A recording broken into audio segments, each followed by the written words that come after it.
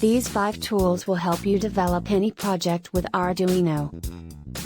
These 5 tools will help you develop any project with Arduino. Let's start by talking about each of the software. TinkerCAD. The TinkerCAD software is used for those who do not have an Arduino or want to simulate their projects. It is useful for those who are starting in the world of Arduino.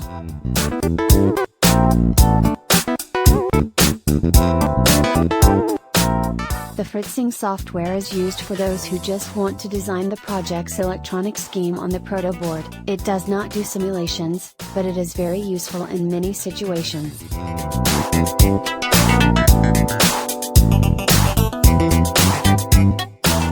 EasyEDA is free and online software that will allow you to design electronic schematics, make project documentation and then design your own printed circuit boards. MakerCase. The MakerCase software is useful for those who want to build a stand case for the project. The case can be built from the dimensions of your electronic board. Autodesk Fusion 360 software.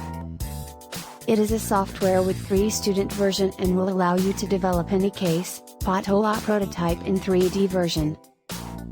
It is not that simple compared to MakerCase, but it is unlimited to develop any type of format. Use your creativity. The software requires an internet connection,